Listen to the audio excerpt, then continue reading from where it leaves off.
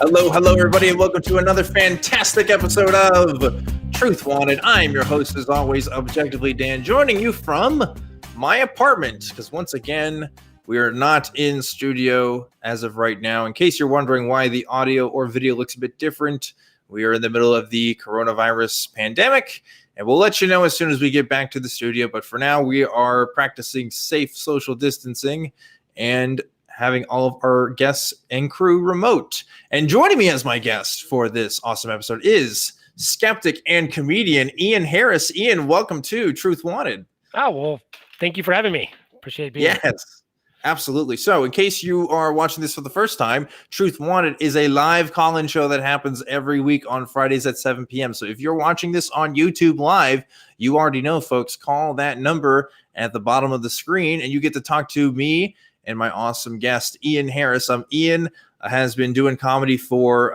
quite a while now. He's has a special that's out that you can get on YouTube.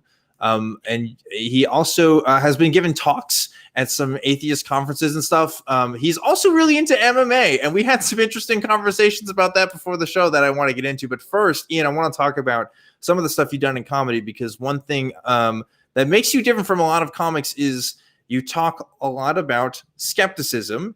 And, that's not to say that a lot of comics aren't skeptics. I think that's, true to some extent, but it's a topic that you've kind of really expanded on a lot in your comedy. What do you think kind of inspired you to do that? And why do you think it's important to talk about that in your comedy? So as we talked about before, I've always been kind of a skeptic my whole life. Like I grew up as I was an atheist. I was never indoctrinated with anything. And I've always just kind of been a skeptic. And I did comedy for almost going on 30 years now, 28 years. But for the longest time, I just did regular comedy. And yeah, sometimes it would infuse, like sometimes I would do ghost bits, or I'd do a joke about religion or whatever, but I just did regular comedy. And then when I had my kid, I had a daughter in 2005, and I decided I just didn't want to be on the road full time, and I stopped doing comedy. I stopped touring. I stopped doing it for like 5-6 years. And then I decided in 2011 that I really missed it and that I wanted to do it, and that I wanted my daughter to see me, because she never knew me as a comedian. Like it wasn't even in her understanding of who I was as a human. So I said, I'm going to get back into comedy, and I want to work and do something that I can show my daughter when she gets older. So I started doing comedy again. And since I didn't need to do it for a living, and since I didn't care about what would happen if I didn't get into a comedy club, I just started talking about what I enjoyed talking about, which happened to be skepticism and atheism and these sort of things. Because I figured, well, what's going to happen if no one wants to hear it? Who cares? I'm doing it for myself. If the clubs go, ooh, that's too edgy, you can't do that here. Who cares? I'm doing it for myself. And it ended up being like the most prolific time in my life. And it actually ended up being where people started getting on board with what I do. It was pretty interesting, because it's just out of nowhere. It was like I kind of wish I would have started this back when I started doing comedy. Yeah. And, like you were kind of talking about this a bit before the show, the idea of kind of, I don't want to say exploiting, but kind of expanding on that niche of skeptics and comedy. We were talking about some Christian comics in the past that have made a splash, because the majority of comics are probably pretty secular, but they may not necessarily be atheist. And so you've kind of found an audience with that. You've booked a couple of venues at some atheist events and stuff like that. And so like when you're doing that, what is that like compared to doing that with an audience that's not as skeptic? Because I imagine you've had some pretty mixed reactions from people with some of your comedy, right? Like it doesn't always rub people the right way. No. Well, the good thing is it all depends, I think, on where I'm performing it. The good thing is that nowadays, especially, people come to see me. They know what they're coming to see. You know what I mean? If you're a fan of Dave Chappelle's and you go to see Dave Chappelle and you're offended by Dave Chappelle, well, maybe you're at the wrong spot. No one's going to pay that kind of money to go see somebody that they've never seen before. That's so I true. think the good news is that people come and see me, and they usually know what's going on. But I still do regular shows, and I still do some shows with my podcast partner Ty. And when we do those shows, we're open to a lot of different topics. It's not just we do race, religion, politics, all sorts of stuff. And even advertising it that way, we still get people come up or who are upset. And we're doing it in a theater or something. So you had to seek us out, see it. You had to go. You had to pay money to get upset, right? Yeah. It wasn't like you just showed up at the comedy club and who's this guy on stage? It was like you had to go to the newspaper or the radio and find this. You're not the opener. You're the main show. Yeah, yeah, that's crazy. But it is still amazing where I think people don't expect necessarily. For me, I'm pretty critical of all types of beliefs because I find them funny, so I laugh at them. And I think the other thing is that we kind of talked about this a little bit too on a separate issue. Is that sometimes people have one set of beliefs that they don't think are ridiculous. So if I come in and I've got an hour show and I talk about Bigfoot and I talk about aliens and I talk about chemtrails and I talk about whatever, a gluten allergy or whatever it is I'm talking about, GMOs or whatever the thing that I'm talking about, and you're on board with all those, and then all of a sudden I get to Jesus and everyone else is still laughing, but you're not, all of a sudden I think it kind of goes, wait a second, why is everyone else laughing at the same stuff? I was laughing with them, same formula. I'm talking about the same sort of stuff. This isn't supported by evidence. It's not supported by science. So why do you believe it? Haha, it's hilarious. Here's an analogy that doesn't make any sense. And I do that over and over. And all of a sudden it gets to the one thing you are and you believe in. And you could be an atheist, but maybe you are, maybe you still believe in ghosts or maybe you believe in something else. And I do that. And all of a sudden you're like, hey, wait a second. That's not right. I believe in that too. And then you get those people coming up to you after the show going, everything was good, but hey man, Bigfoot's real. It's like, right. Cause like being an atheist just means you lack that God belief. That doesn't mean you can't believe in other crazy BS. I mean, there's like, just because you're a secular person doesn't mean that you are instantly rational and that everything you encounter, you're going to see through a skeptical lens. I mean, I live in Austin, and I joke about Austin all the time because it's full of liberal people who are really open-minded, but like that, as the phrase goes, your mind's so open that your brain falls out. I think that's kind of true to some extent, right? Because I see people talking about Reiki and people talking about like weird therapies for their pets and stuff like that. That's just not based on anything real. It's just based on people feeling good about something. And that can be, good to some extent, but when you're talking about huge claims like healing cancer or stuff like that, that's when it really harms people. So, obviously I'm an advocate for talking about this kind of stuff, but yeah, I imagine talking about it on stage, you're probably going to hit a few people's nerves. So it's probably interesting to see those reactions, right? Yeah. And I think, not only does not everyone come to atheism through skepticism. Some people just all of a sudden they don't like God or whatever, they have somebody dies in their family. And so a lot of times people, they come to atheism or irreligiosity, whatever the word is, through another means. So they haven't learned to deal with these other things through a skeptical lens. And also sometimes people have this weird, I don't know what the word is I'm looking for. They move their religion to another thing. So like I'm religious. I don't, I realize that my pastor did something and now I'm mad. And now I look into it and all of a sudden I realize I'm not religious, but they haven't learned to evaluate evidence. So what happens is all of a sudden the next thing is their religion becomes their gluten allergy, or their religion becomes the pyramids and the aliens, or the religion becomes chemtrails. They're still religious, just about not religion, Yeah, it's like when you're talking about religious, my understanding of that is they put this certain belief in a box that can't be looked at or can't be examined as far as, everything else. Because, yeah, I agree. Like growing up irreligious doesn't give you the skills you need to necessarily be critical in what you need in a daily life, especially now when in the information age, when disinformation is so prevalent. We kind of need those skills now more than ever. I don't care if you're an atheist or not, like you should be able to look at some of the stuff and at least try to start the skeptic process, I guess. And that's really what it is. It's more of a methodology than any particular beliefs. at least as far as being a skeptic is concerned, for myself. But you do have a podcast that you mentioned as well, and I want to talk about that. What is this podcast that you do right now? Well, it's called Critical and Thinking, which it's funny because it's actually named after my first comedy special. But it really is.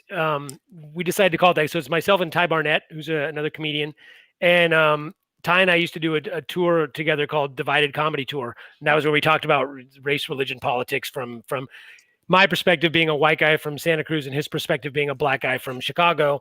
Both comedians, same age, both have kids, all that sort of stuff. How do we talk about these things from our own perspective? So we used to do comedy about that. And then we decided to do a podcast, and we just like the name Critical and Thinking because it's kind of also describes us, like, of how we approach things. Like he's always hypercritical and I'm always like, well, let's think about this. Right. So we thought, but it's not really a comedy. We try to be funny, but it's more of a political podcast. Like we've tried to not be political and we always end up going down the political route. So we talk a lot about politics. Sometimes we have guests. We've had some really great guests. We've had some, great guests from the atheist community and Cara Santa Maria and Seth Andrews and like tons of great guests. And sometimes we just get on and we wing it ourselves. It's fun. So yeah, Critical and Thinking, if anybody wants to check it out, it's politics. Definitely check that out. We'll probably have links to it somewhere in the description that you can find as well. And skepticcomedian.com that we got there at the lower third is Ian's website where you can check out some of his other stuff there as well. Just to remind you guys, this is a call-in show, so we still got some open lines here. So if you want to come talk to us, we'll be taking calls here in about 10 minutes. We'd love to talk to you about what you believe and why. That's kind of the tagline, but honestly, we talk about so much more than that sometimes. One thing I also want to talk to you about was you're involved with the MMA, or at least in mixed martial arts. And there's a video I saw recently about kind of the bizarre fake world of like fake martial arts. And I didn't realize this, but you've actually done some talks about some of the fake stuff that goes on in the martial arts world. And I was wondering if you could just kind of expand on that a little bit, because like there's like bubbles of bullshit out there. I think I've seen it all. And then I find some entirely new ecosystem of con artists and just crazy systems of belief. So like, what are some of the fake stuff that goes on in like the MMA world? Well, I think, arts in general, you have a lot of things. I mean, you have first off, you still have people that believe in the chi power and that they can muster up, energy balls and throw you across the room, or they can create. What's that? Yeah, like a Kamehameha, like Dragon Ball Z. Just me. Exactly. Okay, fine. Or they can create a shield that stops them, that makes them impenetrable. There's that kind of craziness. But then there's also just regular martial arts where you have, the stuff we've been doing for hundreds of years or whatever, where there's kung fu and karate and all the various versions of kung fu and karate and taekwondo and all these different things.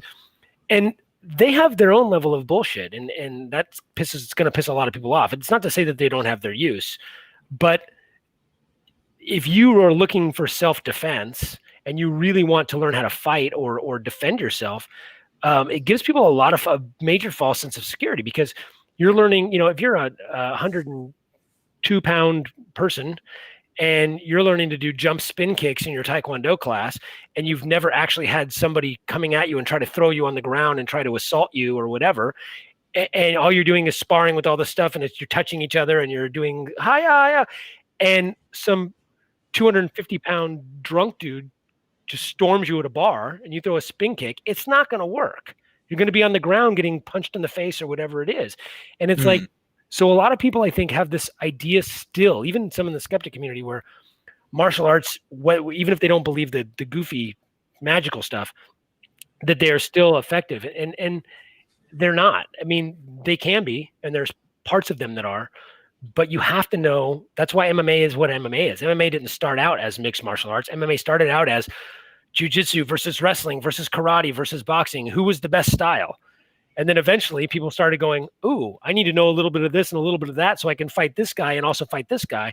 And then eventually it was like everyone learned how to wrestle and learn how to do jujitsu and learn how to kickbox and learn how to do karate. And they put it all together to create a system of knowing as much as they can. And that's realistic self-defense. You know? Yeah, it's almost like a scientific way of figuring out the best way of fighting somebody. It's like, here's all the styles and here's like the best moves out of those styles, and you just kind of pick and choose which ones you like, right? Is that a correct assessment? I have no idea. Absolutely. It's funny that you say that, because back when I started teaching, so I've done boxing, kickboxing, I wrestled, I've been doing jiu-jitsu for a long time, I've done traditional martial arts. And when I started training fighters, there was no such thing as mixed martial arts. MMA wasn't even a word yet. So I was trying to see what do I call my style? Do I call it, hybrid martial arts? What do I call it? So I decided to call it fight science. Fight science. So, which a lot of people think is a fundamentalist Christian group. But it's yeah, it does. It's yeah, that can be interpreted in different ways. Maybe science fight or fighting. I don't know. I don't know what you do. So I eventually added the MMA at the end of it when mixed martial arts became a term. But yeah, so I thought instead of martial art, how about it's the science of fighting? So that's what I started calling it, fight science, and then eventually became Fight Science MMA. And now Fight Science is the name of my gym, not my style. But originally that was the style. Until it got a real name, that now everyone does mixed martial arts, and all their mixed martial arts are a little different. One gym might have a more kickboxing background, and one might have a wrestling background. One might be more of a jiu-jitsu background. But for the most part, most MMA gyms do the same types of stuff. You learn how to fight on the ground, you learn how to submit, you learn how to wrestle, you learn how to box, punch, kick, knee, elbow, all that sort of stuff. And then you learn how to put it together, and then you learn, if you want to do the sport of it, you learn how to do it in a cage with the rules. But yeah, so for me, it's like, that's realistic. That's realistic martial arts, is really realistic self-defense. Although then you're going to get people go, oh, but it's a sport and you have gloves on and there's rules. Sure.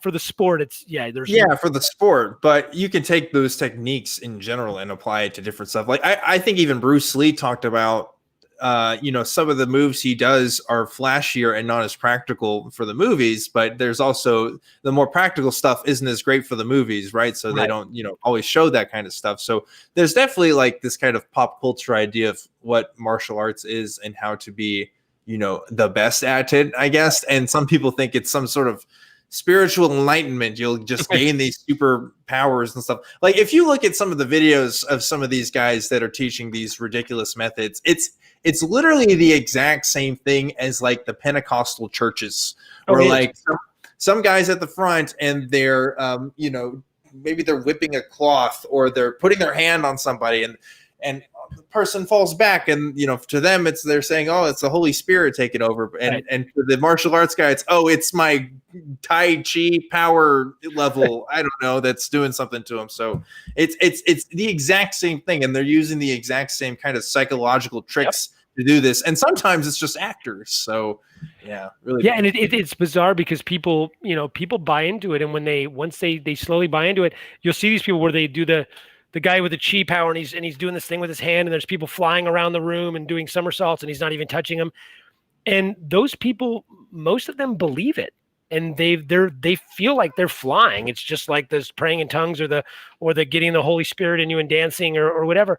And it's like they feel it. They feel like he's throwing them across the room with their chi. That's adrenaline. Like some people maybe aren't used to that. Maybe that's why they think it happens. I don't know. Right. But again, you have to believe it for it to work. It's like, so it's useless because what happens if you come across somebody in a bar who doesn't believe it? There was probably everybody.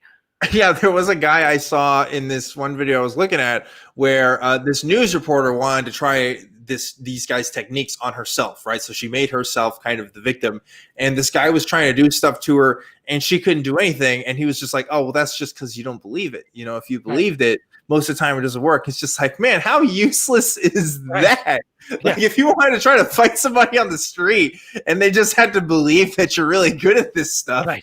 like, how does that even work? I don't know. Yeah, I mean, and it's the don't know. difference. Like if I take you down and get on your back and put in a rear naked choke, you don't need to believe it. You're going to go to sleep. Like that's Yeah, exactly. You don't need to believe that your carotid arteries are going to be, shut down. That's like the test, right? That's the test if your super technique is awesome. If you can break out of a rear naked choke, Yes. That's what it is. But anyway, like I said, there's just these kind of levels, and people get stuck in these worlds without realizing how interconnected an ecosystem it is. Like, specifically with the martial arts, it's an entire industry of people who sell this fake stuff, and it's been going on for decades. I mean, you can look at old comic books and see some of the super awesome techniques that you can learn if you just send in $200 for a tape for something, right. And it never ends. Even in the internet age, there's still people doing this stuff. And here's the thing is and don't get me wrong, by the way, like, I don't ever want to see movie fighting change. I like seeing the kung fu movies, and I like seeing that. I mean, although they are mixing in more, you watch a John Wick movie, you watch one of these movies, he does some flashy karate kung fu stuff, but then he also double eggs you and gets on your back and chokes you out, and they're mixing in some more realistic stuff. But MMA isn't exciting in a movie. It's just not. Jumping and spin kicking and that sort of stuff is what's exciting, and I don't want that to change. I would much rather watch Jet Li than somebody do wrestling. Right. Yeah, totally. I am getting a frozen screen here. Let's see.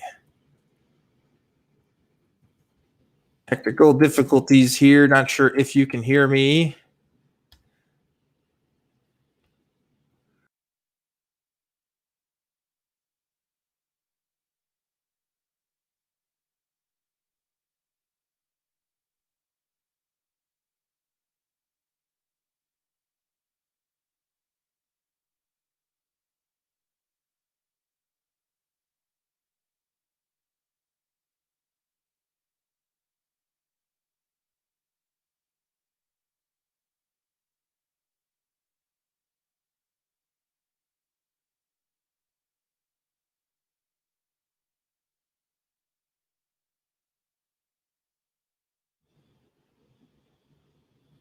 Can you guys hear me?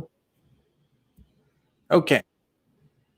All right. Look, we're having technical difficulties. Not sure if I'm live. I'm assuming I am, and I'm going to keep on talking. And we're going to wait on Ian to reconnect with us. In the meantime, if you want to go ahead and call in, you sure can. We still have some open lines here. And I'm just waiting for the crew to come tell me what to do. Otherwise, I'm going to just keep talking and try to communicate with them. Okay, well, let me see if I can tell a joke while I'm waiting for everybody to reconnect. There was a fly that, oh, sorry, it's a moth. A moth goes to the doctor. Oh, there's Ian. That was weird. Hey, Ian. Not sure what was happening there. Was about to tell some cheesy jokes. But now we're back live. Sorry, that's the nature of call-in shows, folks. Sometimes we get some issues while we're doing this stuff live, and it's especially harder when we're not in our professional studio setup. Also, I'm getting a little bit of echo. Hopefully you guys can correct that. Yep, it looks like it's gone now. Thank you, guys. All right, so back to the show here. I think it's about time we take some calls anyway. So let's go ahead and jump right into that. Ian, you ready? Yeah, absolutely. All right, cool. So first, I want to get to Sierra, who has been waiting for a bit here. Sierra from Grand Rapids. Hey, Sierra, how's it going? Oh, it's going all right. How you doing? I am doing just fine. Just having a little bit of technical issues here, but other than that, I'm having a good night. So what's up? Well, yeah, I've kind of called in to ask for some advice about how to talk to my stepdad about some of the questionable beliefs that he has. See, my stepdad, he's an atheist. He doesn't like to call himself an atheist. He likes to define the universe as God and all that jazz. But yeah, he's an atheist. But he isn't necessarily a skeptic. See, Okay. See, from what he has told me, his epistemology is essentially just his intuition. If he feels something is right, then he accepts that as the truth, doesn't really look for any kind of evidence or anything to back it up, and yeah, feels are real, right? The feels are real. I get it. I get it. Yeah. He believes that the moon landing was fake. He believes that that this is one of the more definitely questionable beliefs that he holds. So just kind of conspiracy theory thinking in general is what it sounds like. Maybe moon landing being kind of a bigger example. Yeah. Okay. Yeah. His whole ideology thing is kind of a mix between like the conspiracy theory stuff with some spirit science mixed in there. Ooh, science. A little spicy spirit science in there. It's been a minute since we talked about spirit science. I don't even know what that is.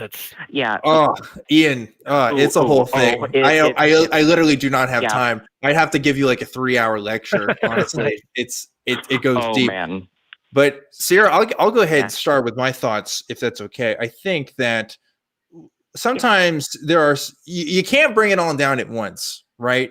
Like you can't, like all these conspiracy theories, they're all disparate in their ideas. And even though they might have the same methodological problems, sometimes it's, if you're going to eat an elephant, you just got to take it one bite at a time, right? So I wouldn't worry about trying to change everything at once. I would just look at kind of the smaller stuff. I think the moon landing thing is actually a really great example because that's a very, very specific claim that you can look at. That's a historical event that we have lots of records on, and we have, lots of evidence of that definitely happened. So I think this is a good time to ask questions like, what makes you so sure that it didn't happen? How do we know events happened versus didn't happen? What do we usually use to confirm whether something happened or not?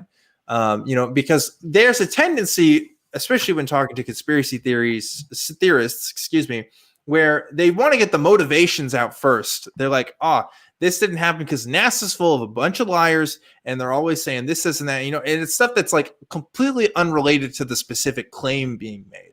So I would just look at it just like as microscopically as possible. Just look at the specific claim being made and think about like, how do we evaluate this being true versus other similar claims like it?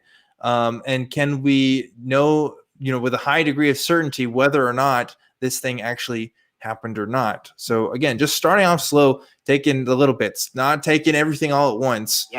Because typically that's just too much. Ian, what do you think about this? Well, I think the problem with conspiracy theorists is that there's a mindset that goes with it. And sometimes you can't get through to people who are conspiracy theorists. Or it takes a while. One thing I would suggest is that a lot of people I know who fall into this sort of stuff are really convinced by YouTube videos. I don't know why.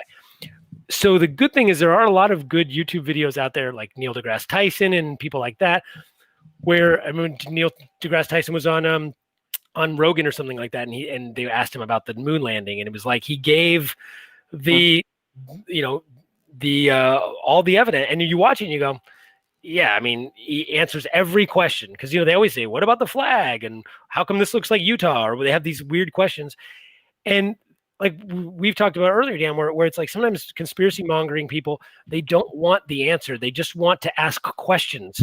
They want to keep asking the question. And Yeah. so a lot of times what you have to do with them is ask them questions that the answer, like when people go flat earth with me, and they always say, well, follow the money. I say, cool. Where's the money in pretending the earth is flat? Is it globe companies? Is there Big Globe now? Or are the companies that make globes for elementary schools keeping the flat earth? Like, you have to at some point go, yeah, that doesn't make any sense. If somebody so just instead of pushing back, you have to go, oh, interesting. Know the answer and have a few already set up and be like, what about this? How would you explain this? What about this? Huh? Well, how did they explain flight paths? Or whatever you're talking flat earth, because then they have to go, oh, let me go research that. And I think that there's things like that you can do that just ask the questions to them, because that's what they like. They like these questions that seem unanswerable. Yeah. And then go find the answer with them. Yes, because it's almost as if the skepticism is more important than the truth. Right. Like, it's just the idea of being critical about this stuff is just something that you should apply to everything, but there's no conclusions that are drawn there. Like, I've definitely met people who, for example, think the Illuminati is in all the music videos and stuff like that. So if a new music video comes out, they're always going to look for signs of the Illuminati and stuff like that. It's a self-confirming kind of belief. Searching for triangles. Yeah, exactly. Like you're always going to find triangles everywhere you look. So it's like, okay, so you're almost combating an attitude more so than a coherent system of beliefs, and you kind of have to work with that attitude a little bit sometimes too. And just be like, why would they want to do that? Like, why would a group of people care to fake the moon landing? And here's the one with the moon landing that always gets me. So we faked the first one. Okay. Do we fake the 7 times we've been back? We've been to the moon 7 times. Yeah, and there's different angles that different people who are conspiracists in that realm have answers to. Some of them say, yes, we have. Some will say they're all fake and stuff. Right. Almost stronger than the hypothetical questions, I think, though, is just looking at whatever evidence they already have as claimed. Because like Ian pointed out, like a lot of these things are coming from YouTube videos. And if you have the chance to sit down and watch a YouTube video with your dad and go for it like point by point, that's going to be way more impactful than watching somebody that they don't even know on YouTube going over some stuff, because you're somebody that they know, you're somebody that they can have a conversation with. Like, it was way more interesting because like when I was kind of becoming an atheist and I was watching a lot of these YouTube videos and stuff like that, my conversations with people in real life were almost more impactful, only because there's a question and response that's happening in real time that you just don't get from looking at online sources and stuff. So definitely conversation about this is good. And also I think that you can then watch another one. Like I said, you can watch a conspiracy one, answer some questions, then watch somebody like a Neil deGrasse Tyson or someone like that who answers those questions. And to me, it's like when we talked about a little bit just off air about like, the COVID conspiracies and like pandemic, and people are like, well, look at these 2 doctors who say this thing. And you're like, well, first off, you're always talking about follow the money. Let's look at their money. She's writing a book, whatever the deal is. What are their motivations?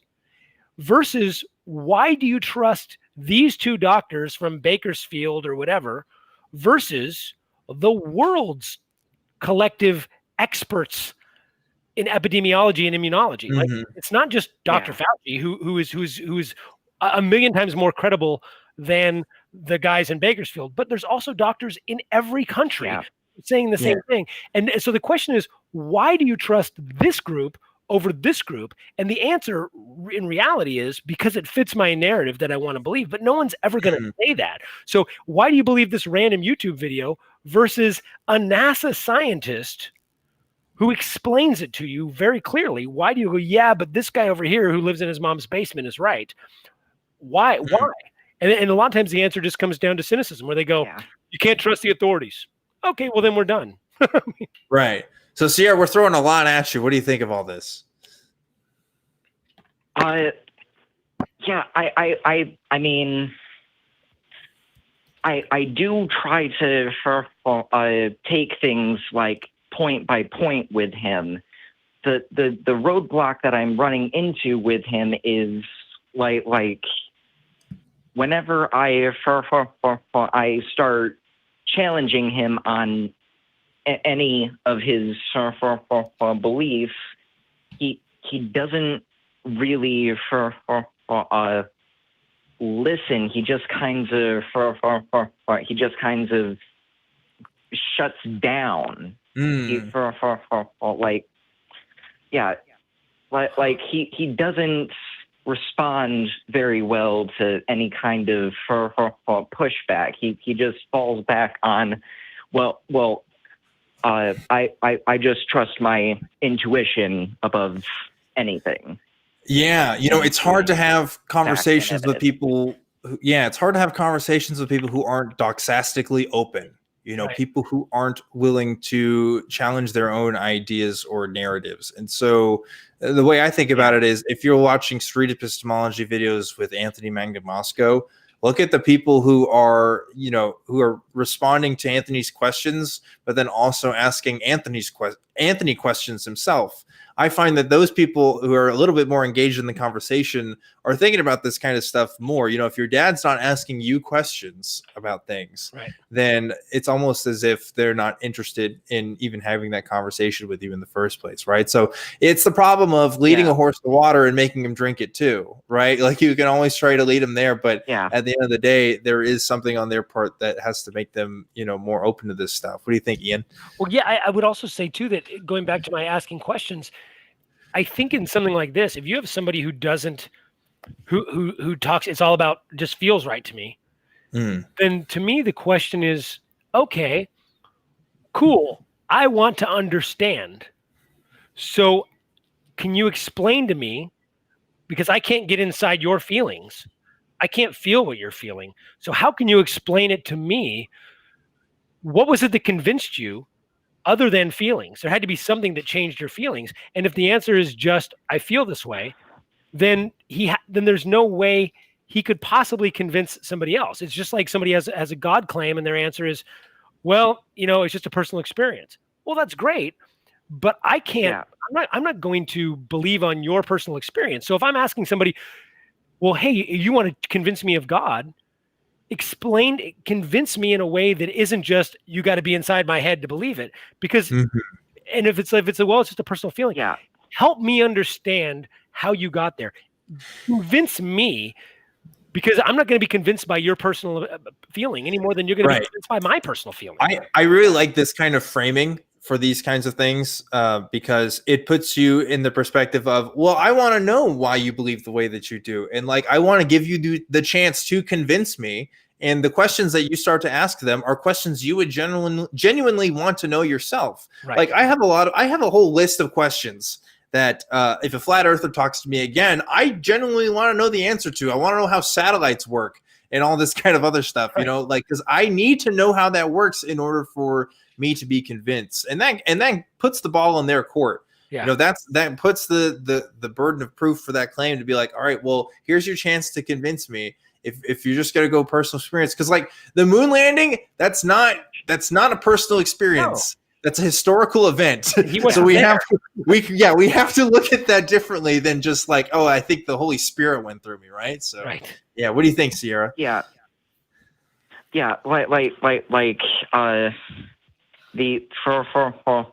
the problem with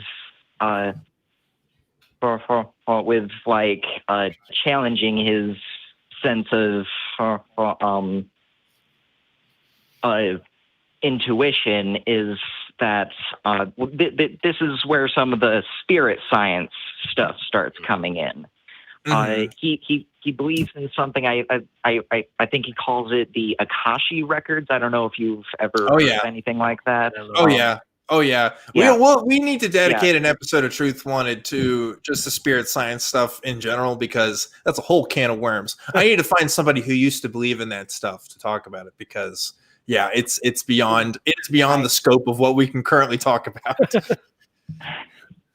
I mean, when I was on my journey, away from religion, immediately after leaving Christianity, I myself did start getting sucked into the spirit science stuff. I didn't get like too deeply into it because like then I discovered like channels like Telltale and Mr. Atheist, and eventually I came upon like the ACA shows, which were just forgive the phrasing, a godsend. I'll take it. and yeah, so for like the problem that like the problem with the whole Akashi records thing, like he believes that it's like this whole collection of all of the information for in the universe for that certain people can access if they go through some kind of like mental training and stuff. And he believes that he has some level of access to these Akashi records, and that is where all of his confidence in his own intuition So comes real from. quick, Sierra, I gotta know, does your dad also believe in Atlantis? Yes, he does. Okay, all right, yes. Woo! I've always wanted to talk about Atlantis on this show, but again, it's something we got to get into next time. We got to wrap up this call to get to the next call here, Sierra. But the spirit science stuff, that's another can of worms. But the great thing about that is the spirit science kind of YouTube channels and stuff, they all have all that information out there. So like, and there's a lot of great responses to the spirit science stuff. Maybe not as many as there should be, but I know like Armored Skeptic at least has done a great breakdown on a lot of that kind of stuff. So that's at least something you can look at together and have a conversation about. So yeah, I'd say look at that stuff first if you're going to talk about that, just because. And normally, guys, I know I give context to a lot of what my callers are talking about, but again, it's too much. It's too much. I refuse to jump into it. Yeah, there's just a lot. It's a lot. And I will give proper context to it one day, but now is not that day. But Sierra, I hope you have great conversations with your dad. If you do have more conversations, please feel free to call back and report and tell us how those are going. But until then, hopefully our tips were useful for you, and keep on keeping on. Thank you very much. Yeah, have a good one. Take care, man. Conversations with family is tough. Yeah. Loved ones always seem to make things harder sometimes because they know the ins and outs of you, right, and they can exploit that during conversation. I think it's easier to talk to strangers on the internet than it is to talk to my own family about this stuff. And I do it every week, but there's that extra element that just makes it kind of more difficult, right? Yeah. I mean, there's also there's like I guess some sort of a respect issue, or even just friends or people personally. It's harder to. I mean, look at when you're arguing with somebody online. It escalates so quickly because there's anonymity there. There's no one's gonna punch you in the face or yell at you. So immediately people are like, "Shut up, you asshole!" Like they go immediately crazy. Whereas if you were face to face, they'd be, "Oh, let's talk about this." They wouldn't go that route. I posted a tweet this week. This is a side note. I posted a tweet this week. All I said was, "Do clones have souls?" Okay, that's all I said. Obviously, I don't believe in souls, right? It's not a thing. But my comment to like ratio was the worst I've ever seen it for any tweet I've ever put out. So many people were mad. Like they were just like, "Oh, this is dumb. Of course, souls aren't real. This is a stupid question." That was like 99% of the comments. It's just like I was just tweeting just the tweet, guys. Y'all are getting mad over this. I don't understand. Like, we should have worded it better. You should have said, "If there's such thing as a soul or a clone and a soul." Yes, but that's the thing, right? It's like, look, if I actually believed in souls, and if this was something I was contemplating, those responses would not convince me in the slightest, because they're reactionary. They're not really breaking down the problem. And some of the comments were great, and they're like, "What do you mean by souls? What are we talking about? Doing this, and that?" And there's like a breakdown there. But if you're just like, "Oh, this is dumb. This is stupid," it's like, okay, good luck trying to change somebody's mind by just calling them stupid all the time. It just doesn't. Most people don't work that way. So. Yeah, like I said, I mean, I have a hard time. For me, it's I'm trying to do it more, but instead of combating them, I let them combat themselves, and like I try to ask those questions. Like, anytime someone gets into it with me about God anymore, the first thing I say is I go, okay, cool. We'll just define what you're talking about. Like I get it all the time. Well, so you don't believe in God? I don't even know what you're talking about. I play dumb. I don't. Yeah. Give me your definition of what it is. You want me to know if you believe it or not, and we can talk about it. Yeah, just a God construct we can talk about, because God means so many different things to different people. Right. And it's just like, let them I'm just going to keep asking questions and let you tell me what you want. And then we can maybe discuss it. But it's like, otherwise you're going off on all these tangents and people are getting upset. And it's just easier just to find your terms and let's move on. Yeah. Well, speaking of moving on, we need to move on to some more calls here. So next I want to talk to my boy Minh, calling in from California. Minh, what's going on? Hello, Dan. Hello, In. How are you guys? Hey, good. Doing great. Minh, it's been a minute since I've heard from my Taoist caller, my only Taoist caller. Still, you're the only holder of that title, my friend. What's going on? Yeah, so today I would love to explore about the role of intuition in martial arts, and I wonder because when you train in martial arts, and how much do you think your intuition affect your epistemology or skepticism, or you think it's something the martial art nurture you and you allow it to be there? If that makes sense. Yeah, but since we just mentioned this, define intuition. What do you mean by that? My intuition. It's like your instinct, your gut instinct, telling you something isn't right or something you should do. Yeah, I mean, I think when you're in a situation, it's your training and it's the thousands of hours of doing the same thing over and over that lead you to the next move. And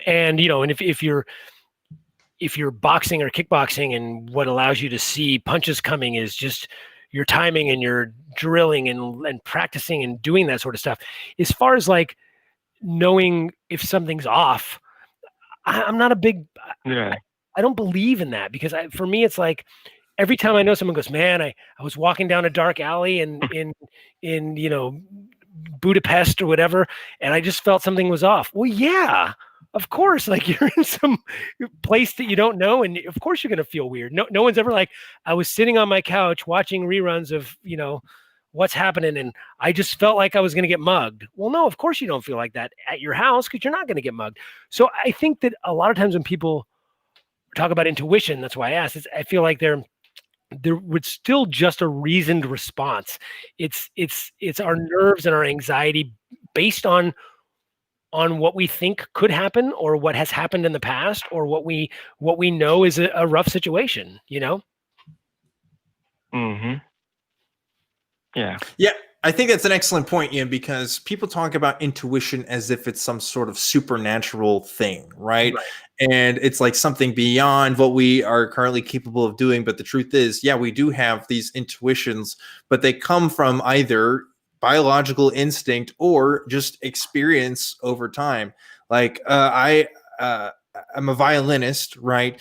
I was posting some stuff on Twitter the other day, and I like to listen to songs on the radio sometimes and see if I can play it. And like sometimes it doesn't feel like I'm thinking about it at all, because I just know which fingers go to which notes and stuff. And so like that's developed into my intuition, right? But that's because I've been playing for over 12 years now. So, I wasn't able to do that 12 years ago. That wasn't a part of my intuition, because it wasn't something I practiced or developed. Right. So this idea that, I just got this cool power, or even religious experiences to an extent are kind of crafted because you're in certain religious environments and you're kind of trained to think and feel certain things at different times. Like, look, I used to work church camp. Okay.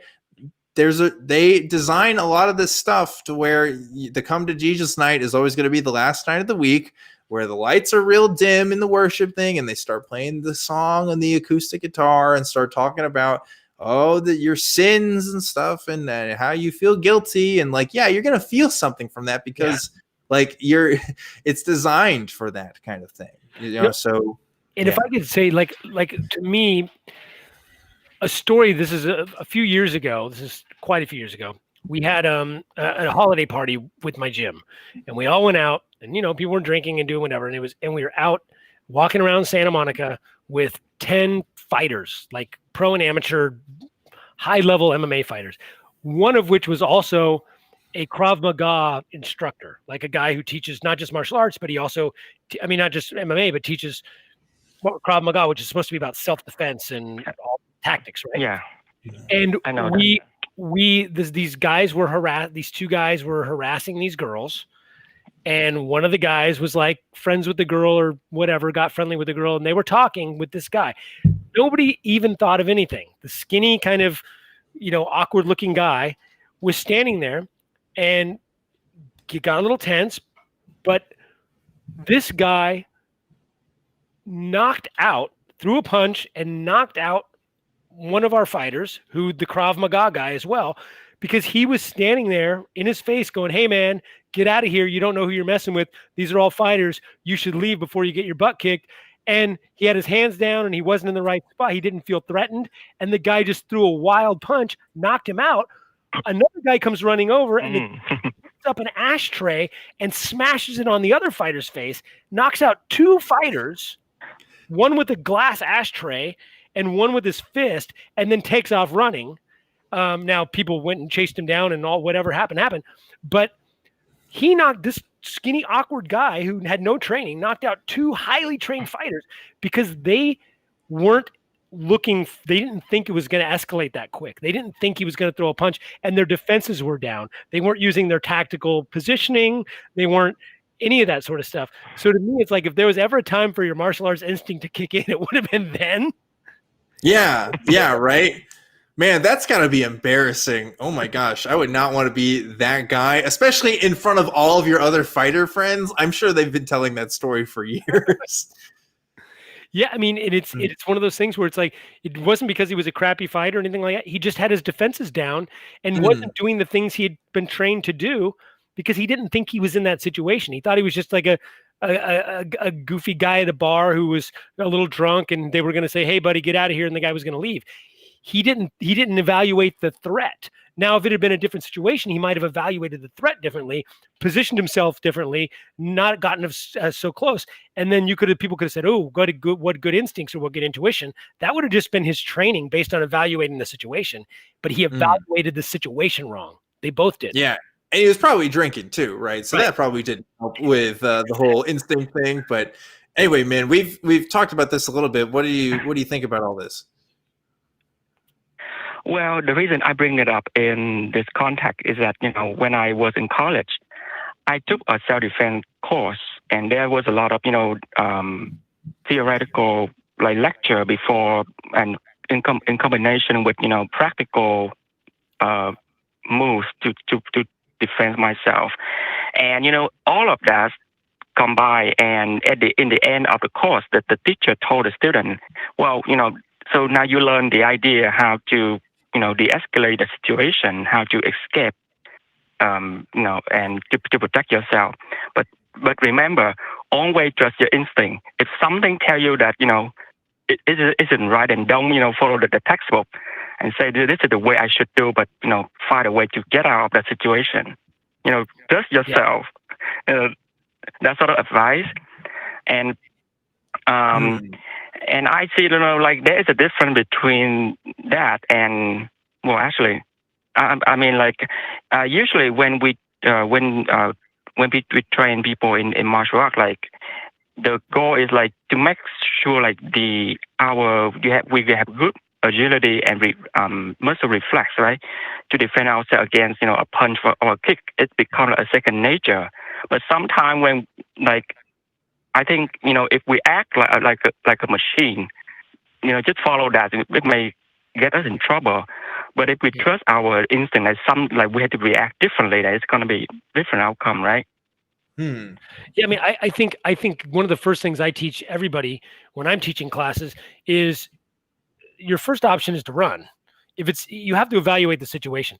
If you're at a family barbecue and your drunk uncle wants to beat you up and He's, you know, and you're not going to throw a punch and take his eye out or smash his face into the curb.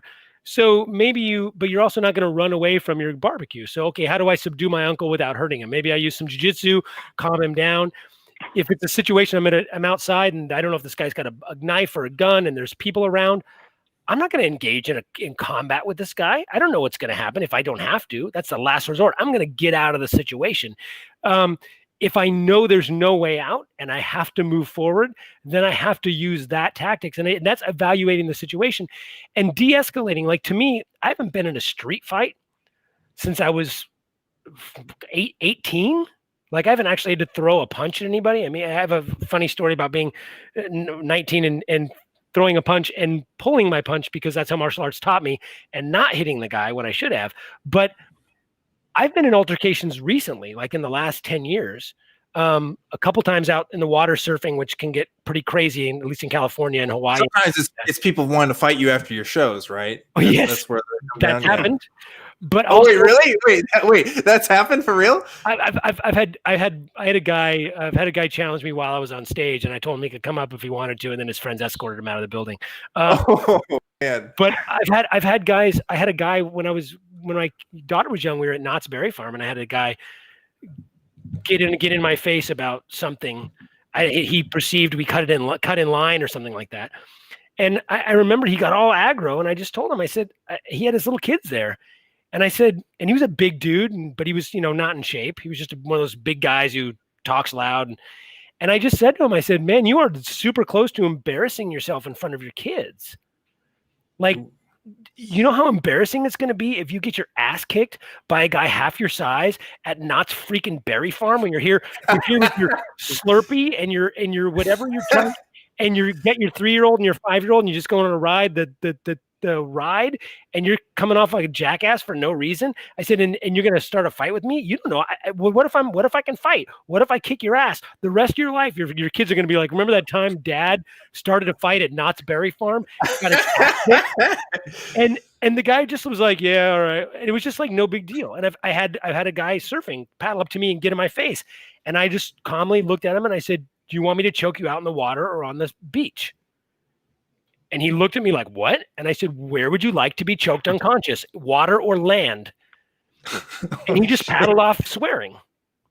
And my friend Andrew started laughing his butt out. It was funny. But to me, I'm like, I could have got into a fight with the guy if I wanted to, and I probably could have kicked the guy's ass. But that's a much better way to de-escalate a situation. There's no need to fight this guy. Yeah. Huh. And I don't know what's going to happen. That guy might be a badass. I could be underestimating him. He might have 10 friends on the beach.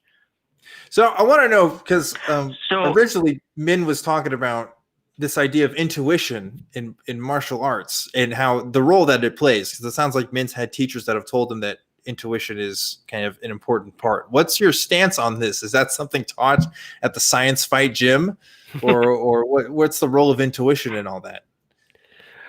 Again, I wouldn't personally use the word intuition. I would say instinct. I would say definitely trust your instincts and trust. I think we have a pretty good understanding of a situation for the most part, and I think, like I said, I think you always err on the side of caution. You always walk away or run away or whatever you have to do first, and it should be a last resort. Fighting is, if you're a professional fighter and you're going to get into a fight in a cage and MMA and UFC, Bellator, whatever the deal is, that's a totally different thing. That's not a street fight with a guy at a bar who's drunk, that situation should always be avoided. And I think everyone knows that. And I think the idea is, even if if I have to defend myself or throw a punch or do a takedown or whatever the deal is, it's just to get out. I mean, we're seeing with cops right now and this stuff with, you've got the guy down, he's handcuffed. Game over. You don't need to do anymore. He's been incapacitated, and put him in the back of the car, take him, downtown. You don't need to put your head on his neck. You don't need to punch him in the face. It's like, and that's how we should approach all situations, especially if we're trained, because I don't know. And I also don't know what There's always somebody out there who's That's true. And you are. They can know a secret Tai Chi technique Right. that could just rock your socks off. Their and you chi won't know might how just to be handle it. power. Their chi might be, yeah, you never know. Unless you get a power level scanner, you'll never really know. No. Anyway, Minh, did that kind of answer your question there, hopefully? Yeah, I mean, your answer is very good. Yeah. Okay, well, great. Well, Minh, thanks for calling in again, man. Good to hear from you again. I hope you are doing well, and stay strong out there. Stay strong, because I need you, Minh. I need you. You contribute to this show, and I miss you, bud. So glad you got to call in again. Keep doing martial arts. It's good for you. Keep doing, yeah, martial arts. So I've legitimately been thinking that when this whole thing is over, that I really want to join a martial arts gym and get that going, because I used to have a regular gym schedule. I just started going back this week, and I feel like that's just not cutting for me as much anymore. I'd like to try it. Right. I don't know. I've never done it before. Go back to Brazilian Jiu-Jitsu. It's probably the best single martial art you can do, I think. Yeah, we were telling this story. I was talking about this before the show. I should tell it on here. I don't think I've told it before, but a couple of years ago, some buddies of mine in college led me to this ex-MMA fighter's house, and we did some Brazilian jiu-jitsu out in his garage. And every single time, this dude was like 5'2". You could tell he was from East Asian descent, and so a lot of, I guess, maybe he had a bunch of bullies and stuff growing up that were bigger than him. And because I'm like 6'5", because I was always the target for every single practice that we did, every single one. And I guess it was just to show how you could do it if you saw someone my size. But I don't know. I felt like there was something a bit more personal there. Anyway, I think he was like, you could tell, I think maybe he took too many hits to the head or something. I don't know. There was something that made me really uncomfortable. And eventually we stopped doing that. And so that's the extent of my martial arts training is, yeah, I took like a couple of Brazilian jiu-jitsu classes from a weird ex-MMA guy. But yeah, I'd probably want to get back into that again. Yeah, there's a couple of good schools out there. I got to remember the one that my friend Carter moved out there, and he's a black belt in jiu-jitsu, and he started training with somebody in Austin, and he was telling me the guy was super legit. So I'll find his name and I'll shoot it to you. There we go. We'll have to do that after the show. But for now, the show is on, and we have some other calls to get to. I want to talk to Dylan, calling in from New Mexico. Dylan, what's going on? Hey, can you hear me all right? Yep, I can hear you just fine. Awesome. So actually I wanted to touch on something that I heard on the Humanize Me podcast this week, which is run by Bart Campolo. And I first found out about Bart Campolo when he was a guest host on your podcast. Yeah. So I kind of wanted to connect the dots there. Yeah, Bart's really cool. I've obviously had several conversations with him and stuff. Cool guy. And if I ever got married, I would love for Bart to do my wedding because I know he does that, and just having a humanist wedding would be cool. But yeah, he's a really neat guy. Definitely has a cool podcast too. But what on the podcast did you hear that you want to talk about? Well, he was talking about antinatalism, and he wasn't really talking about it as much as he was trashing it. Which was surprising to me because he's such an open-minded guy.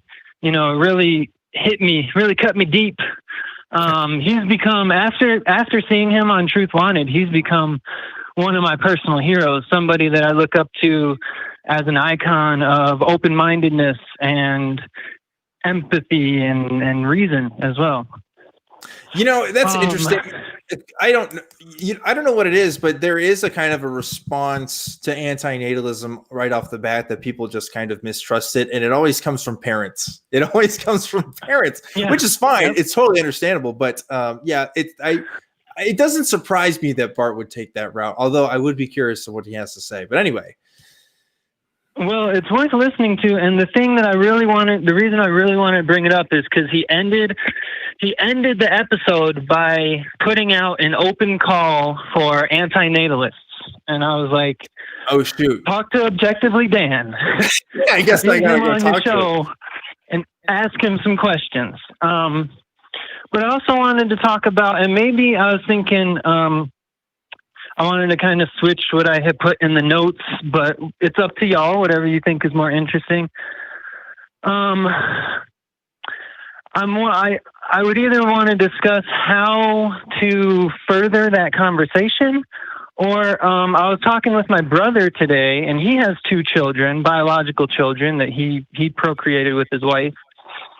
And we came up with some practical benefits for adoption for the entire world society, but I couldn't think of any practical problem. I couldn't think of any way at all that society is hurt by adoptions. Interesting. Okay, so let's talk about the other thing first, since it's the first thing you brought up. So I don't know what Bart actually said. Obviously, I don't know what his points or positions are. So it's hard to kind of look at that, just because of the nature of the show that we're doing now. But I'll put it this way, because you were interested in how to further that conversation, and my only suggestion is just make sure you're getting past just the definition. And you're really kind of explaining yourself, because I think after you it's a shocking thing for a lot of people.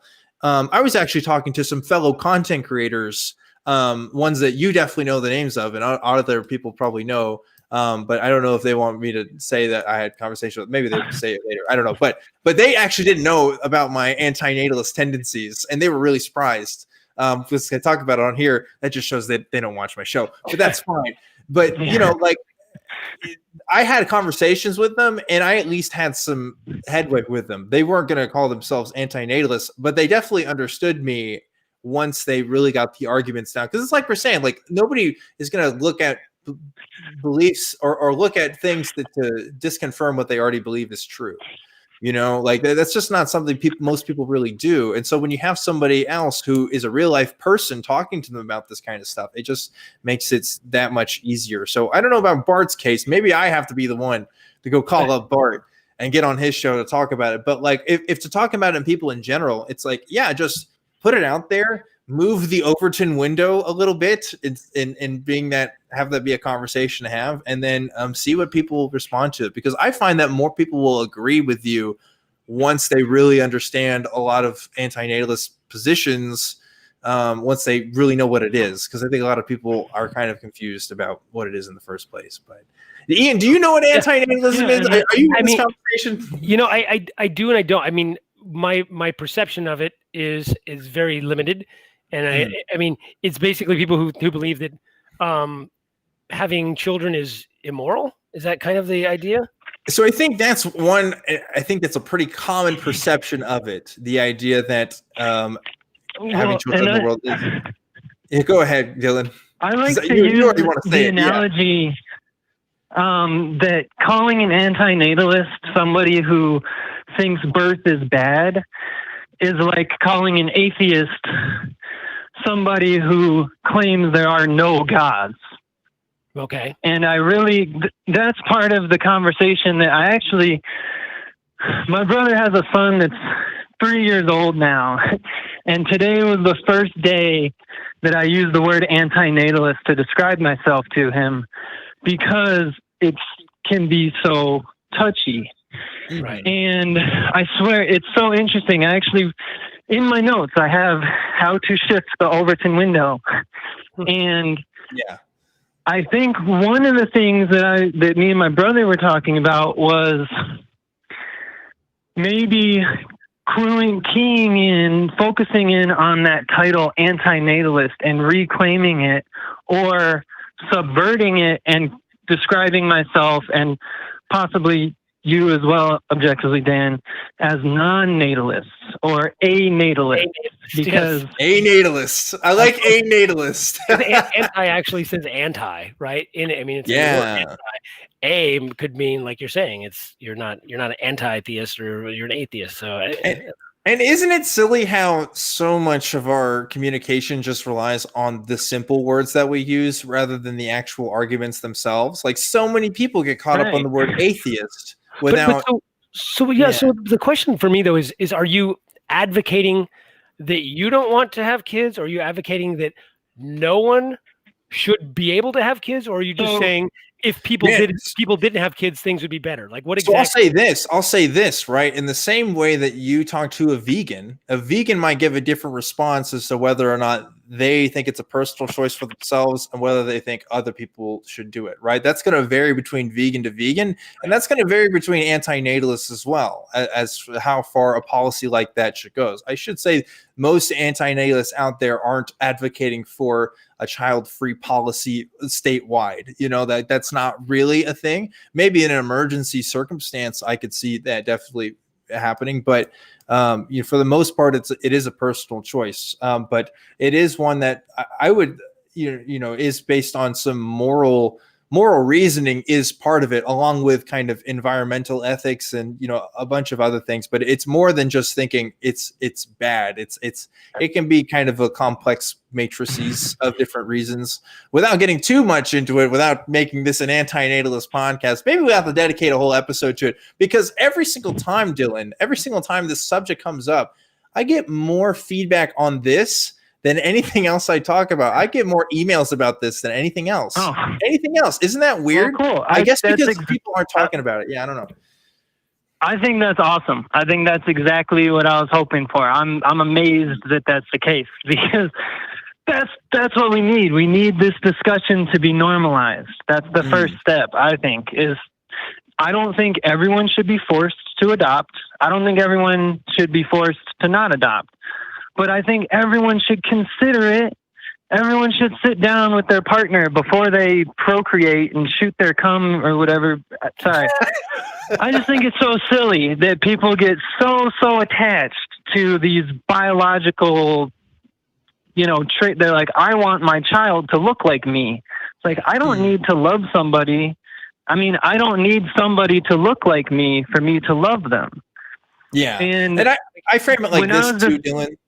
I frame it like this. It's like, the decision for me whether or not to have kids is ultimately going to be a moral one. And to convince me that I should have kids, I have to go through these ethical considerations. And to me, it doesn't make sense for me to have kids when I have the option of adopting.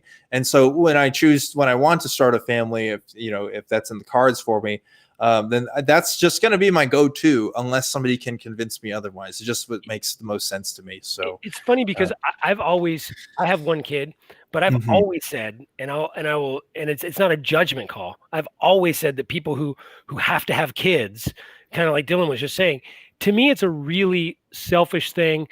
It's a selfish thing in that people want the kid. They want a kid that looks like them. They want a little mini me. And I'll admit, on some level, I'm guilty of that as well. We only have one kid, and I only want one kid. But I remember having this conversation back when China had their 2-child law, was like the thing that went out. And I'm not saying they did everything ethically, like killing girls and all. I mean, that's not right. But I agree with the idea, and agreed with the idea of, hey, if the population's crazy, put a limit on, replacement value for yourself and for your spouse or whatever the deal is. Like, that makes the population even. And I got so much kickback from people that I know that were like, we should be able to have 20 kids if we want. And I would say, well, why don't you adopt? 20 kids. Why don't you, there's tons of kids out there. And it's always the religious people who want to stop you from having abortions. They don't want to adopt, and they want 30 kids, and they all have to be theirs. And it's just a weird, to me, I wouldn't say I'm anti-natalist at all. I have a kid, but to me, it's just such a weird, selfish position of, it's got to be from me. It's got to be, and I don't understand that, and I don't understand why people are so upset about it. Well, we'll add, Ian, you can still be an anti-natalist and still have a kid. I would say that's not necessarily mutually exclusive. Just putting that out there. It out there. But yeah, I think you're totally right. It's like there is this idea of you want somebody that looks like you, or like I literally heard some people that just say, I just want a baby because they're cute, or a kid because they're cute. And it's like, wow, get a puppy. That's pretty bad too. But it's like, that is a complex human being that you're talking about. This isn't a product that you buy at the store that looks good for your aesthetic, right? Like, this is we're talking about a life here. And like, I wish there are also just some people that just should not be parents. I'm totally convinced of that as well. and I'm not going to sterilize them, but I might say like, hey, like maybe consider some other options for yourself. You know, how about you have to have a test to drive. Why don't we have a driver's license test? You could have a yeah. I mean, that's one way. I think that would never pass in this country, but you know, a man can dream. A man can dream. In Dantopia, that might be a good idea. Right. You know, but we'll see. Anyway, Dylan, we talked a lot about antinatalism. I don't know if that's exactly where you wanted the conversation to go, but was there anything else you wanted to get out of the way before I go on to the next call here? Yeah, I just wanted to briefly mention that. So the two positives that me and my brother, and once again, my brother has two children, but we had a nice discussion about this. We identified that, for one, it's known that having children is bad for the environment. That's about the worst thing you can do to the environment. And the other positive we saw from adoption is that it frees up resources for other social services. So I just wanted to throw that out there because I was just glad to have that conversation with my brother, and it was really productive and respectful. So it can be done even with, I mean, he's clearly not ever going to be an antinatalist or even a natalist or non-natalist, but yeah, he might be pro-adoption. And at least you had a conversation, and now he better understands your position. And so if the topic ever comes up with somebody else, maybe he's a little bit more informed about it. So that's good. That's a good thing to do. So I'm really glad for you, Dylan. And one day maybe we'll make a whole dedicated show to it. I don't know. For now, I'm just gonna have to. Me and Bart, we're gonna have a talk. I'm gonna have to see if maybe he'll get me on Humanize Me, because I haven't actually been on his show. Maybe we can talk about it some more. I'd be interested in that. Cool. But until next time, Dylan, thanks again for calling, and appreciate you, bud. We'll see you next time. See you, Dylan. Man, me and Bart. I got that man's phone number. I might have to text him. Well, I have to make this happen because I don't know. It's funny because he was asking too about like is there any negative to adoption?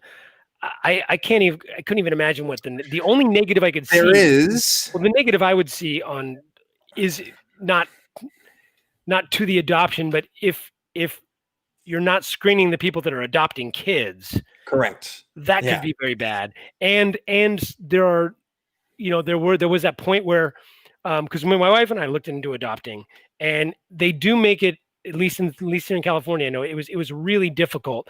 You have to foster, and then you could foster a kid for years, and then they could get taken back to the family and all this other stuff. You have to do all these things. You can't just adopt a child. So then people would go to other countries, Russia and China, and then they stopped doing adoptions there because it got so crazy.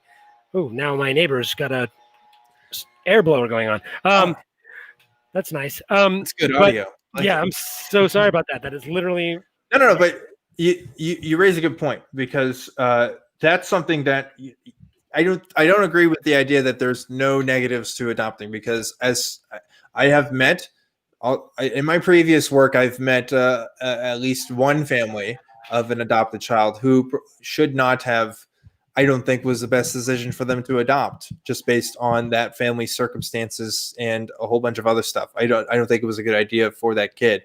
And that's sad, because there's already enough kids that, that don't have a family to be adopted to. And now there are some who are willing to adopt, but probably aren't the best fits for them. But that is, I think that's less, that's not as big of a problem as I don't think people should think it is. I guess I think that more families are really sincere when it comes to it, but there's a reason why those processes are so long and so stringent, because they really want to make sure that these kids are going to do their best, and also aren't going to be sold into like sex slavery and stuff, right, which is the thing that happens. So for sure. And I think that's the thing that's the negative. I would say the negative to adoption, but it's not really the negative to adoption. That's the downside to the process and slavery and all these other things. As long as the process is done properly and good people are getting kids, that part there's no negative to, in my opinion. There's not much negative in finding a home for a kid who needs a home, a family who needs a family, right? I mean, what would be the downside to that? Absolutely. So we got there's two more calls that I really want to get to before the end of the show here, and we're getting short on time, but there was a bit of a delay in our show, so hopefully we can get to both of them. I want to try to get to all you guys. So let's go ahead and go to I believe it's Cal in Arizona, who is an atheist struggling with a theist mindset. Cal, what's going on? Well, okay, I'm on the show. This is really cool. Heck yeah. I thought about it a tons of times, and now it's happening. Okay, so the thing that I'm kind of dealing with right now, I've been an atheist I was raised Christian. I've been an atheist for maybe 3 years. I only maybe in the last year or 2 years have gotten into like philosophy and skepticism, and really be caring about what you think about and things like that. I know that that's something that was relatively recent for you, Dan, too, right? Well, yeah, like I had that video with Anthony when I was a Christian when I was like 19, and just kind of went down the train kind of from there. So, and I'm 24 now. So yeah, not a whole lot of time for myself. Okay. So I guess then you've been an atheist a little bit longer than me, or maybe about the same amount of time. Do you ever like find yourself having reactions to things, like mental knee-jerk reactions to things that you're hearing while you're like watching the news or reading an article or just scrolling on Facebook or Twitter or something that is sort of like a latent theist thing? Religiously ingrained, absolutely. Now I have less of those now than I used to. In fact, I'd say most of them are gone, but there's still some in there. The one that's still in there is every time I hear a loud noise outside, and it's like I don't know, a whistle or just a loud sound, sometimes I think it's the rapture. I really do, and that's not like it's funny, but it's also not, because it's totally a thing in me that I get a little nervous about. And that's just because I was taught that it could happen at any time and I need to be ready for it. And the trumpet sounds will come and it's a whole thing. So that sucks. That's like, I don't know if you call that a trauma, but that is a trigger for me, I guess, for sure. And that's still in there, but there was some stuff that I kind of got out of me. One of it was even talking about being an atheist really freaked me out. So we were talking about that video with Anthony. In my follow-up video with Anthony, I talked about being an atheist. And that week, I knew I was going to make that video about me being an atheist. And that was me coming out publicly for the first time ever. And that's going to be on a video for everybody to see. That week, I had 2, if not 3 dreams of me being in a situation where I was about to die and I could choose whether to believe in God and go to heaven or die in that moment and go to hell. And I remember several times waking up in a cold sweat because I was so scared that this was it. Like I am kind of surrendering my God beliefs, and I'm officially calling myself this label, this taboo label that I wasn't supposed to talk about or is definitely not identify with. And that was fear ingrained in me since I was a kid. And you know what I've learned from that now is I realized, wow, so much of my belief was based on fear. And would a loving God who really wants to have a relationship with me in the most holistic way possible, do they really want that relationship to be based on fear? And I realized if they really were loving in that way, then probably not. But if it is based on fear, then that is messed up. It's just purely messed up. So I've managed to get away from that now. Obviously, I have a show where I talk about this stuff every week. But yeah, that was hard for a long time. So some of the stuff, yeah, it probably will get better. There may be some stuff that lingers for a while. But what is it specifically for you, Cal, that you're struggling with? Well, I mean, I guess I just notice them and I have to correct them in the moment. They're really small things, and they're not always even related to theism. Sometimes it's political stuff, because I was raised super conservative. I was like a libertarian for a lot of, like a alt-righty libertarian for a lot of the years after high school. I'm 26 now. And just in the last 2 years, maybe, I've made a complete swap, and now I'm a leftist. And it's weird having these weird sort of like defensive, knee-jerk sort of feelings about when people talk about like evangelical Christians, or they have targeted things that they're saying. You know, there's insults all over Twitter, you know, shade and stuff. And I'll get maybe booty bothered about it for a second, and then I'm like, wait, that doesn't even apply to me anymore. So that, I guess that's all I was really talking about. But wait, can you give an example of what bothers you specifically? I guess I want to know, like, what kind of insults are you talking about? I wrote this list of questions that I wanted to ask when you had Katie on. And I guess I've thought about them because I wrote them down, and now they're less relevant, maybe. Okay. Because I thought about it enough. But, all right. Yeah. The one other thing, if it's okay, if I could ask, do you feel like you lost time? Are you like, do you have anger about that at all? That's a great question. Because in some ways, yes, I did, because that's my early 20s right there. I could have been out having a great time with friends, just doing whatever the hell I wanted. And instead I was stuck in my room late at night, reading the Bible, trying to figure out shit about life, and trying to make a square peg fit in a round hole, you know? And I spent years of my life doing that. And I wish I didn't have to. But then I also think about the people who didn't figure this shit out until they were like 40 or 50, and they did it without like the internet, and couldn't connect with other people with their experiences online and stuff. And I'm like, holy shit, I'm glad I at least figured this out, you know, as young as I am. And I'm at least thankful for that. But one thing I also think about too, is I'm doing this show now in kind of a way to give back time for other people, you know, like for all the kids that I used to evangelize to, children that I told was this truth, I can now tell other people, hey, this isn't true anymore. And maybe I can kind of, you know, reverse that process a little bit. So I'm thankful that I have the opportunity for that.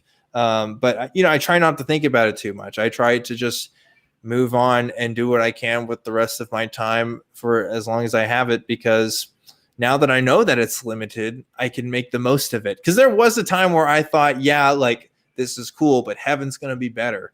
So even if I don't have the best time here on earth, it's going to be worth it in the end. And now it's the opposite. It's like, well, better make the best of it now, because I don't have that time afterwards. So yeah, it's all about perspective. I remember one time being in church as a kid, and I remember I had a lot of, it was, I guess, a consistent level of fear, like constantly like worried, like, oh, did I pray to have God forgive me of my sins recently enough? Because if he comes back in 5 minutes, am I going with him or not, kind of thing.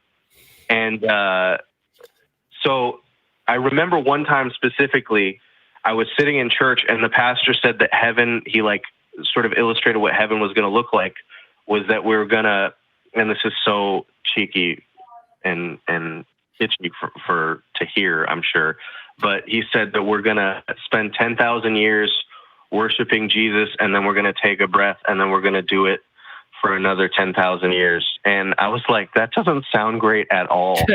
Yeah, that kind of sucks. Yeah. Oh yeah. Yeah. And like, this is why religion is child abuse. Mm-hmm.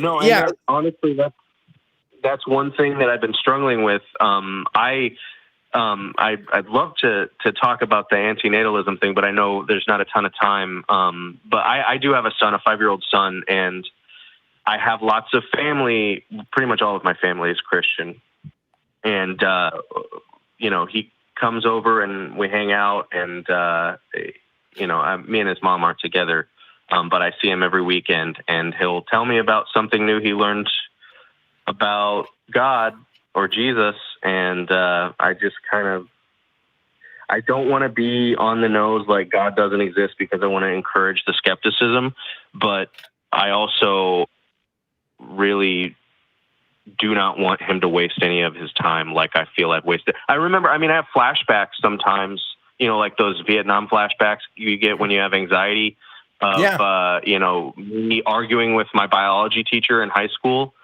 and just how dumb all of my arguments were. I remember sitting in, Sunday school and being told this list of arguments against atheism that are just, now they're just things I laugh at because they're so, it's like your brain was in a completely different place. Absolutely, Cal. It's hard to look back on all that time and realize that it's been wasted. It feels like it's been wasted. Oh, I know, dude. I know. Cal, we gotta wrap up this call, but go ahead, Ian. Really quick, I just want to know: does so I assume the mom is religious still? Have you talked to her about? No, not even. She doesn't care either way. But it's her parents and my parents that are Christian, and that they, when they see him, they got to talk to him about it for some reason. You want to know a secret, Cal? You know that video of me talking as a Christian? I've never watched that video all the way through. To this day, I can't because I don't relate to that person anymore. And there's people who talk to me and who know me now as like this atheist guy on YouTube or whatever. And then they watch that video and they're like, that's not you. That's somebody else. I've gotten that reaction so many times from people because they just cannot believe it. And I can't believe it myself sometimes, just the transition there. Yeah, it's like you're a totally different person. And it's so hard to relate to people who don't have those experiences. So like 50 years from now, Cal, I think people will look at our experiences and they'll say that that's child abuse straight up. And there won't be any question about it. There won't be any controversy. But for now, it's just something that we have to keep talking about until more people see it for the issue it is. But Cal, I'm really glad you got to talk to us, and hopefully we could give you some comfort in your, let's call it what it is, religious trauma, right? So I'd love to hear from you again, especially talking about anti-natalism. By the way, again, just point out, just because you have kids, I don't think that means you did something immoral. Like it's a little more complicated than that. That's another thing too, but that's for another day. Cal, thanks again for calling in. Really do appreciate it. I think we should give it a name. PRSD, post-religion stress disorder. Ian, I gotta tell you, those are my favorite. The calls that I just have with Cal is some of my favorite kind of calls because one, it gives me a chance to reflect on my own experiences, but it also tells me I'm not alone in that, and that other people who hear that are not alone as well. There's so much to be said about this stuff, and if anybody were to ever call me and say, Dan, you weren't ever a real Christian, like this is, you didn't actually believe, yada, yada, whatever. I would take calls like Cal and I would take other calls like his and just put all that together and say, these people's experiences, these were my experiences. And if that's not what being a Christian is, then I don't know what being a Christian is. Yeah. Because this is so common. This is so common amongst the spectrum of people. It's ridiculous. But anyway, you had something you want to say? No. I just think, that's, I wish he could, I didn't really, it's such a longer conversation, but I feel it's so weird when people are raising a kid and it's like, you know what, just how about don't indoctrinate them into anything? Like, you know what I mean? I mean, people would say that about me. Well, you indoctrinate your kid into atheism, which is a whole other issue. No, she's born an atheist, but let them figure it out on their own. Like at the very least, like I just don't understand. Like, especially if you're not religious, don't let other people take your kids to church and whatever. Wait till they're old enough to reason before you can, so they can make it on their own. That abstract reasoning isn't going to come in until at least like 10 years old or so. Yes. At least like 10, 12. There's different studies on this kind of stuff. And I'm definitely not an expert. I have no idea. But like certainly anything younger than that is not going to be ready for a lot of these high concept ideas, even though they're really curious about it.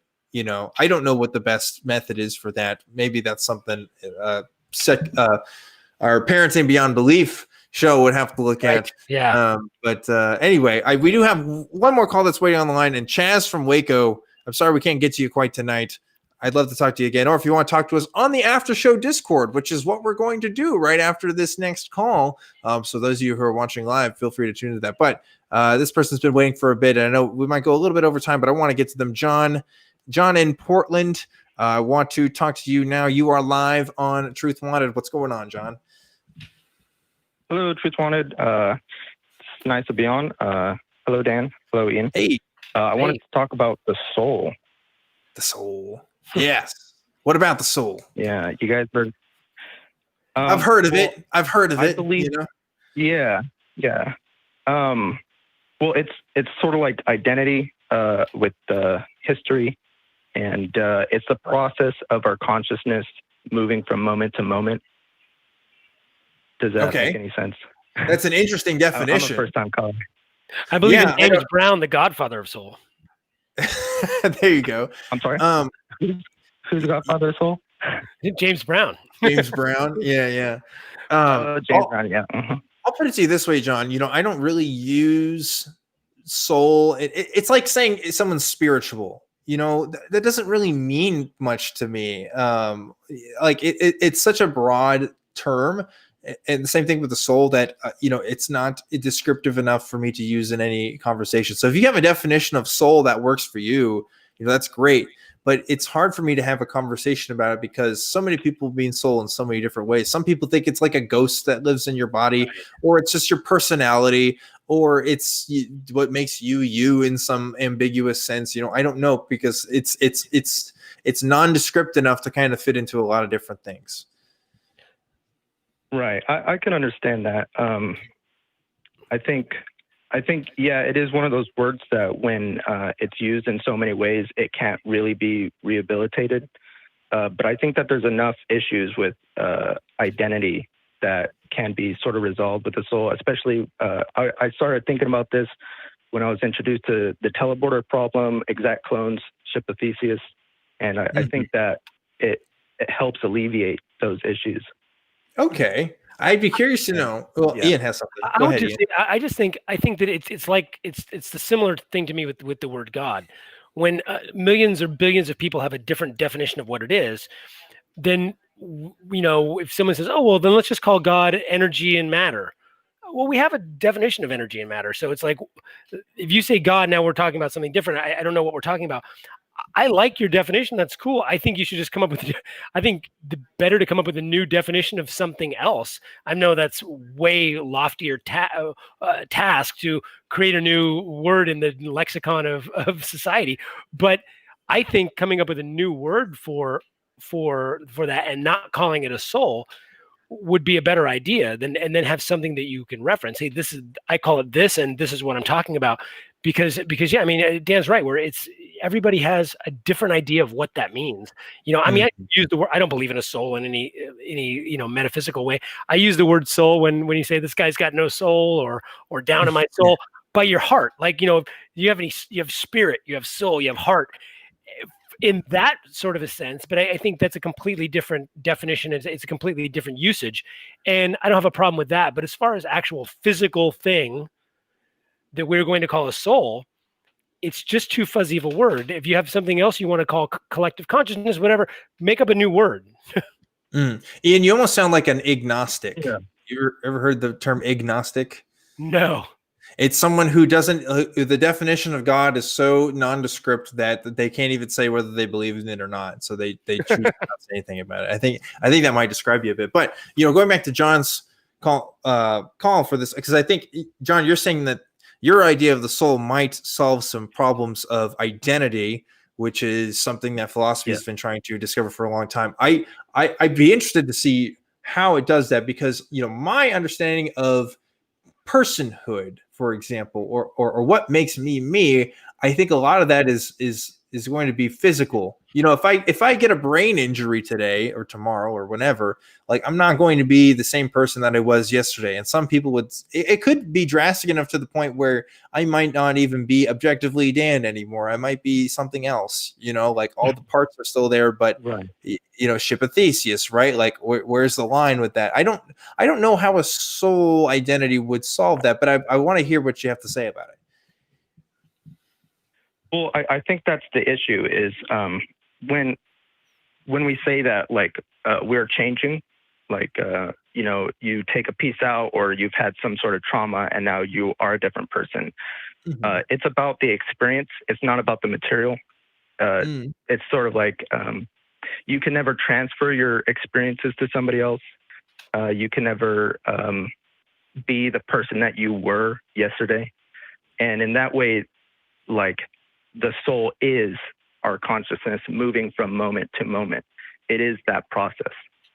And so that identity that we're like always struggling with the ship of Theseus, you know, which one is it? And everybody has all these different ideas on, well, it is the old ship. It is the new ship. It's the one that's 50-50. The thing is, it is constantly, whenever you take a piece out, it is different. And since we are always changing, we are always, well, I guess you could say we're dying in a way and then being reborn every moment. And that's what the soul is.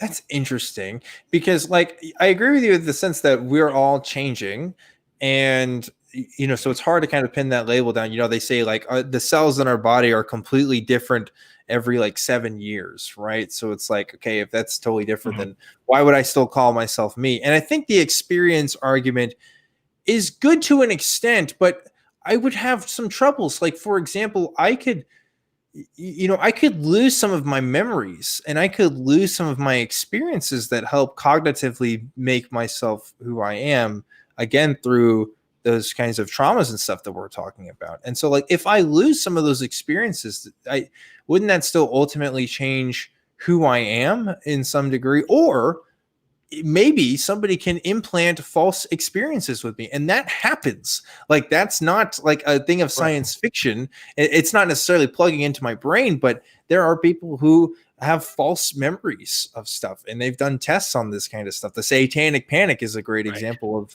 a lot of this kind of thing. And so like, if that's possible, then does your definition of the soul kind of lose something meaningful to it, you think? I think that there is always something lost meaningful when we have to make it compatible with the reality we experience. You know, like, yeah. But as far as like, well, implanting false memories, that is part of it. Is it is the history. Like when I say that I am this person who has been through all these experiences, having those implanted memories or losing memories is part of that history. Just because I don't remember it or I have new memories doesn't mean that those things didn't happen to me. It's a constantly changing, valuable thing, right? And that I'm sorry?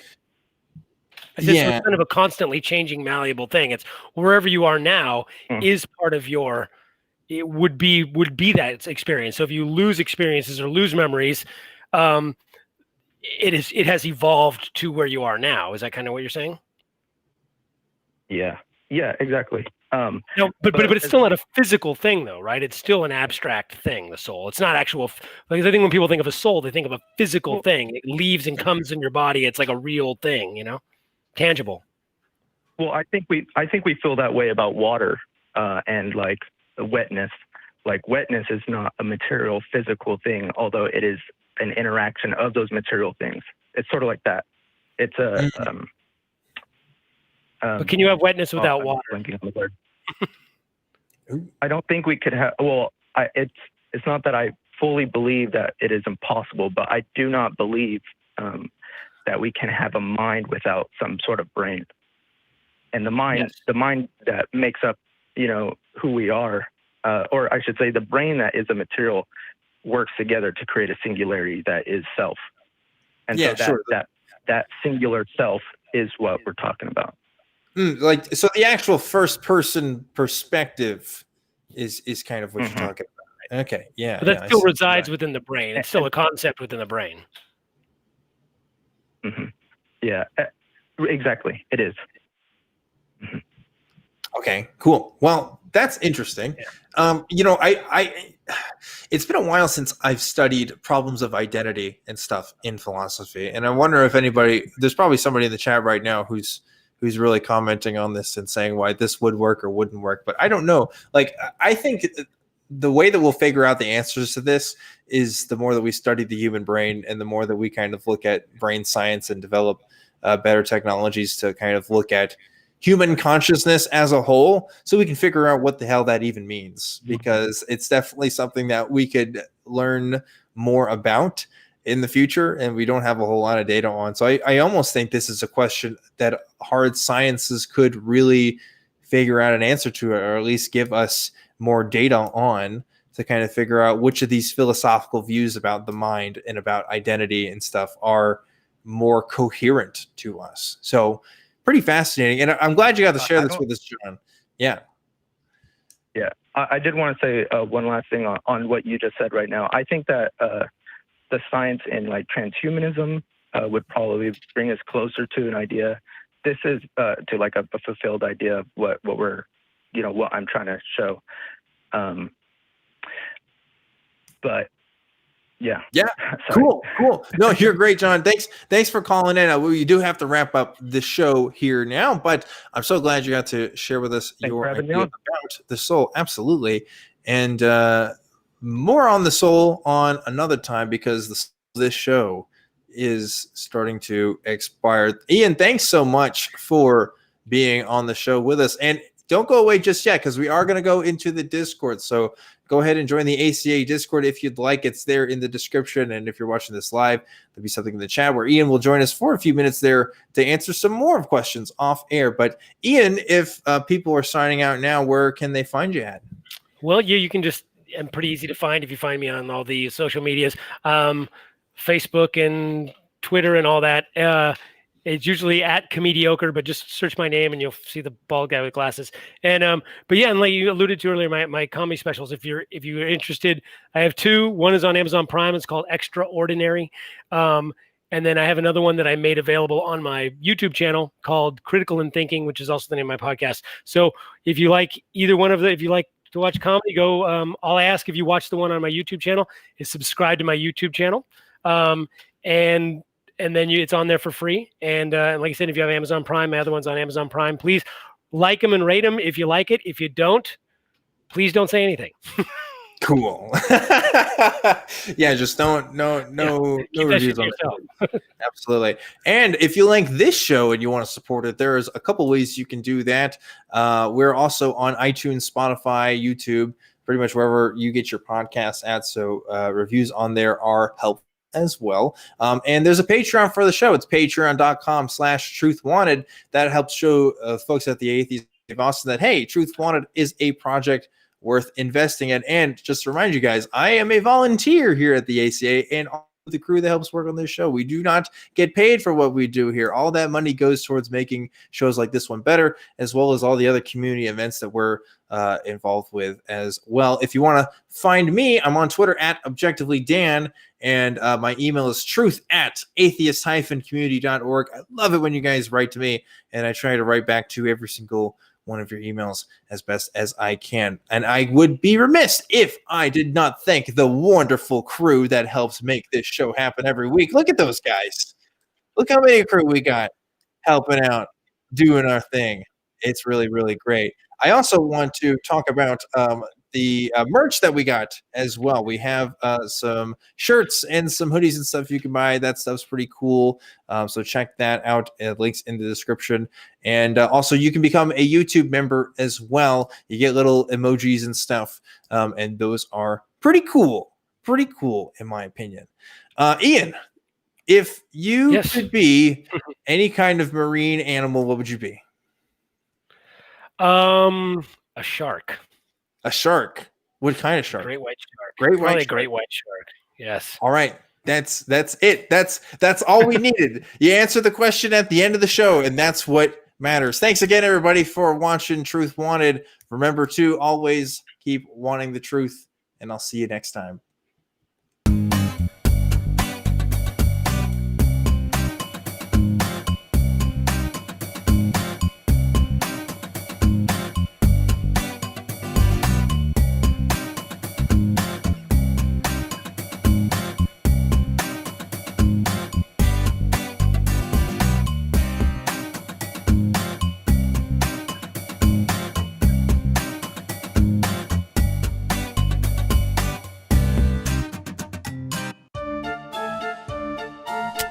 What are we doing, man? What are we doing? No, you're done.